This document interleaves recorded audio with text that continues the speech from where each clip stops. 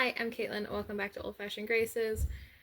This is the second time I'm recording this video because, of course, I recorded it the first time and wasn't paying attention, and I recorded myself upside down, which I thought might be slightly disorientating. So today for Frugal Friday, we are talking about how to make having kids more affordable. Now, some of these things we're going to go over will only work for certain families. There are a lot of lifestyle changes, which will not work for everyone, but they have worked for us and have saved us so many thousands of dollars over the years. So I thought I'd share them with you. So we're going to kind of start at the beginning of things and talk about prenatal care, birth, and postpartum care. So we are a very happy home birth family. We have had 4 successful home births so far with no transfers. That is the plan for this baby number 5. We'll see if that happens. You can only pray and hope and plan and leave it up to God. But that's the plan. So depending on your insurance, it can save you tens of thousands of dollars to do this, all depending on what insurance you have, what it covers. We have a Christian health sharing deal, and so we pay 10% of whatever the bills are for the maternity need, plus an initial amount of $1,500 that's out of pocket, except for if you have a successful home birth, they waive that amount, at least currently. And yeah, that's huge. I mean, that's $1,500. So total for my prenatal care, birth, postpartum care, including 2 in-home visits for both me and baby, all of my blood work, any ultrasounds I need done, any other miscellaneous stuff. For me, it's about $6,000. I live in Northern Michigan. This is July of 2025. So it does increase year by year. I believe our oldest, the just midwife cost when we were pregnant with her was, I believe, $3,200, and now we're at $5,000. So in 5 years, it has increased a lot, but anyone knows that the cost of living has increased so much during that time frame. So yeah, that can save you so much money, and in my opinion, give you a lot better care. Obviously, it depends on your midwife. We have a really fantastic one. She's pro-life and very naturally minded, but also knows when to seek outside medical attention when it becomes necessary. So that leaves me feeling very confident in her care, knowing that I can do things as naturally as possible, but she knows that point where it's like, nope, it's time to go in.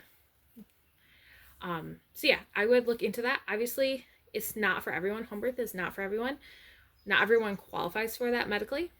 But if you qualify for it medically, and if it's something that you have interest in, I do highly, highly recommend looking into it.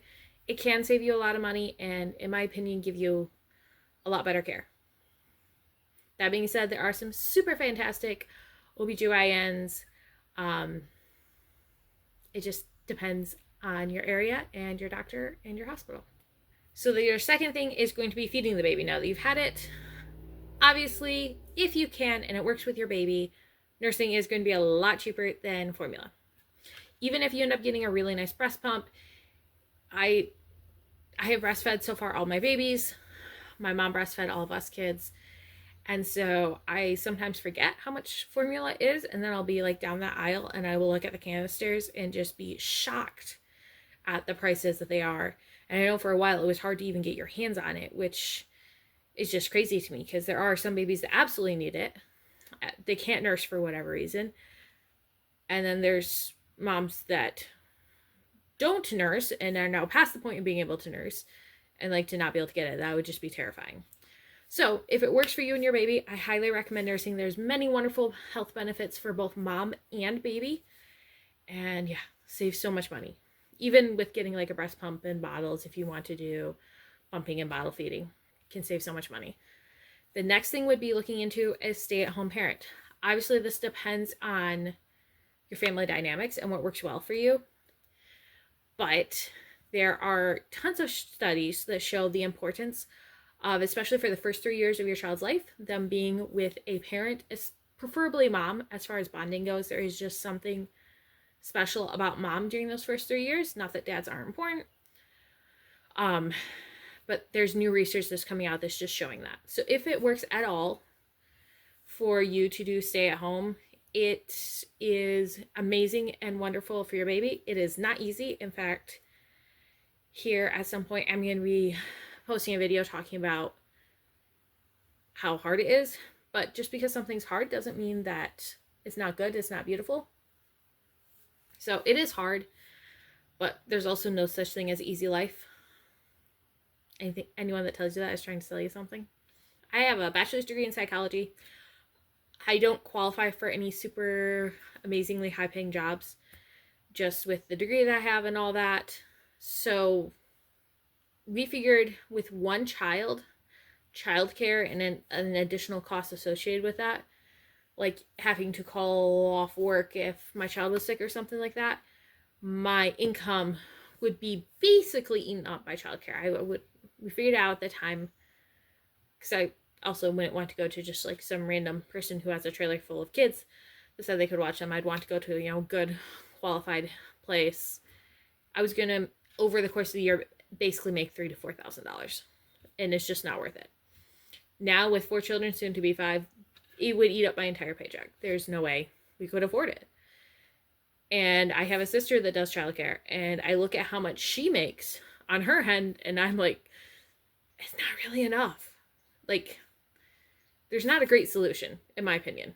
But I know that's a whole nother can of worms. But if it works for you, I highly recommend one parent being a stay-at-home parent, because it will save you so much money. If that doesn't work, if you have a parent, so one of the grandparents, that you can trust and is medically able and would love to, that can also be another great option for saving money. So we've talked about like bringing this child into the world as far as the medical care, what you're feeding them for the first little bit, what you're doing for childcare. The next thing is going to be clothes / miscellaneous baby stuff. You really don't need much. You need something to put on their butts, some sort of diapering thing. We love cloth diapering. It has saved us many thousands of dollars over the past almost 6 years now. We have gone through like 3 to 4 packages of diapers through our 4 children so far. And almost all of those were on our first one, our oldest. So I think it's great. Cloth diapering doesn't have to be an all or nothing thing. For us, it kind of is, but that's just my personality and what works well for us. But it doesn't have to be. You can do it part-time. You can do cloth diapering during the daytime, but not at night. You can do cloth diapering at home, but not when you're out and about. It is flexible. So I would highly recommend looking into it. I'm going to put a playlist of the cloth diapering videos I have made, including one of how to cloth diaper for under $25. So that is, can you really beat that?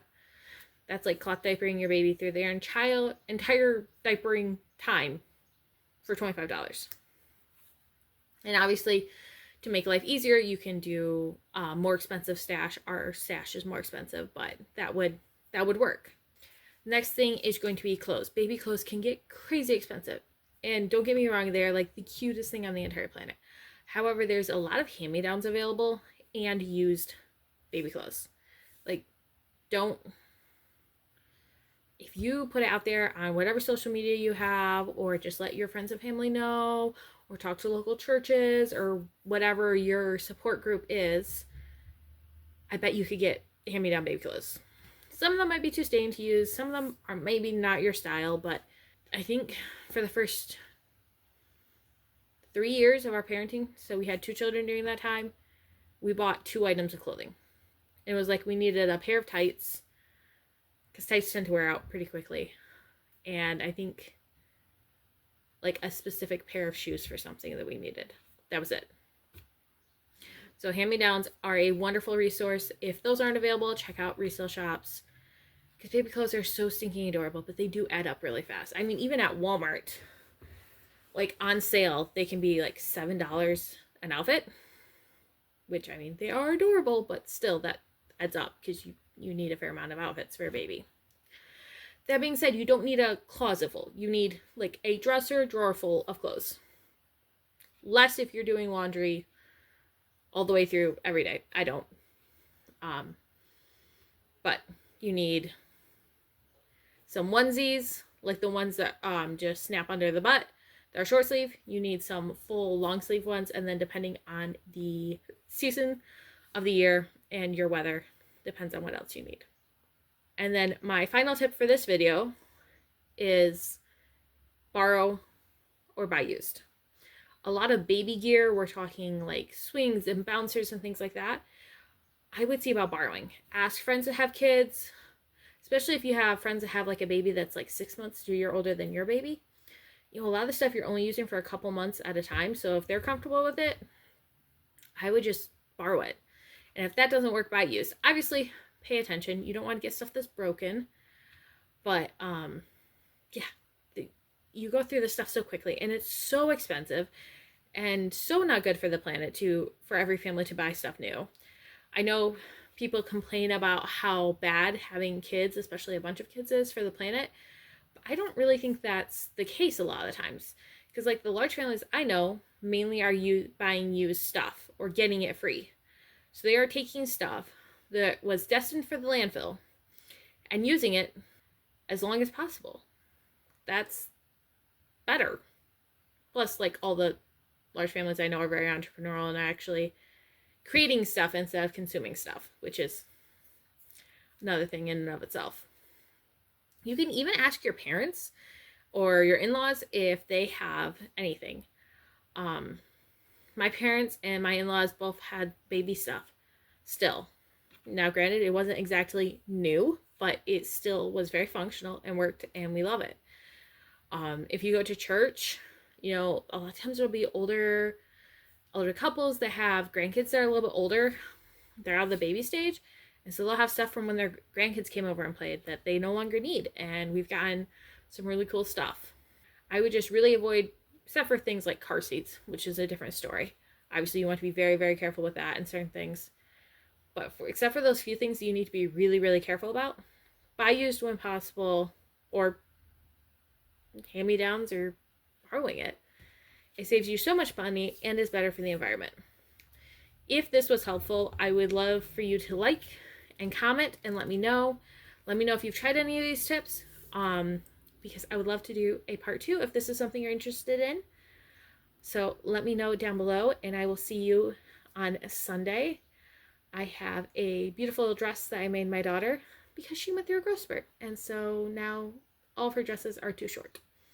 So I sewed her a blue and white gingham dress, and she wore it this past Sunday, so I will show you that sewing project for Sewing Sunday. God bless. I will see you on Sunday. Bye. YouTube thinks you like this video here.